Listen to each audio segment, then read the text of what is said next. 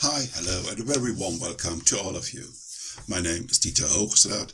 I'm a geophysics master student at Kiel University, Germany. And even though you can't see me right now, I would like to tell you a little bit about detecting very slow ground motion from radar satellite data over Schleswig, Holstein and Hamburg. To begin with, let's have a closer look at the geological setting. The region we are talking about is a part of the North German basin, the southern part of the Paleozoic Permian Sea. Today, this area is covered by hundreds or even thousands of meters of sediments, of which the uppermost layers were squeezed and superimposed by glacial deposits during the last ice ages. In this region, ground motion is a phenomenon that happens on a scale of only a few millimeters a year.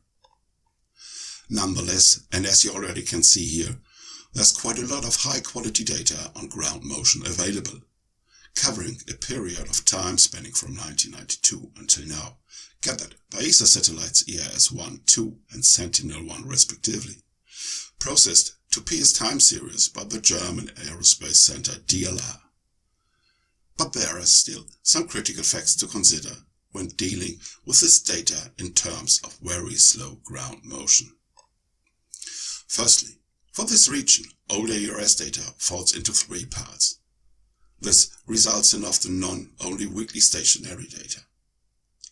We take care of this by recalculating those displacement rates where the variance to the left side of the gap significantly differs from that to the right side. This careful operation results in a better signal-to-noise ratio.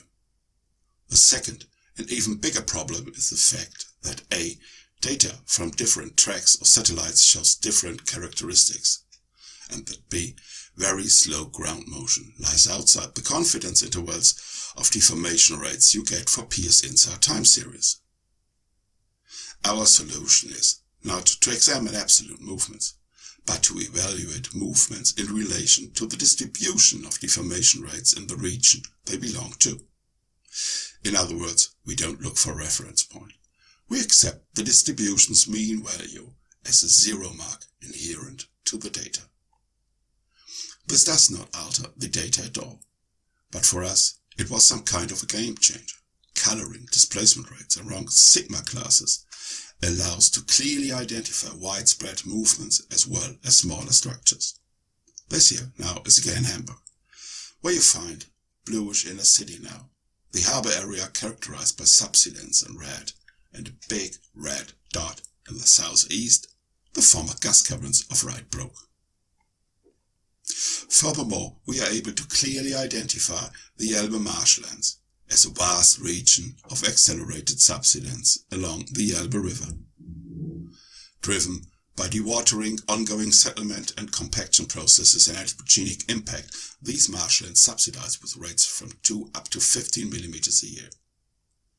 An example of a smaller structure we found is a line of strong subsidence along the edges of Lübeck's Old Town. This line almost perfectly traces a region of anthropogenic filth over peat. And you perhaps want to take notice of the fact that even though there's still a shift between ERS values and Sentinel data, well, distributions nearly show the same shape. This is a phenomenon we often experience, and it helps us to compare data from different sources. A relatively new technique we are working on is the use of anthropogenic installations for calibration purposes. Our best bet at the moment are transmission towers on areas with strong hydrological influences. These towers are founded deeply to get rid of near-surface processes. For a first test case, we used transmission towers along the Elbe River to calibrate displacement rates over one of Brunsbüttel's industrial areas. What was surprising for us is that there are areas sinking faster than the rest around, and in this case especially those around the former nuclear plant of Brunsbüttel. To conclude, PS INSAR satellite displacement rates can be used to detect and measure even very slow ground motion processes.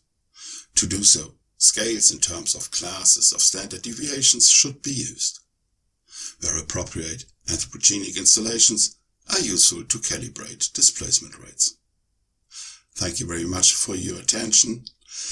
And if there's something left, please don't hesitate to get in contact.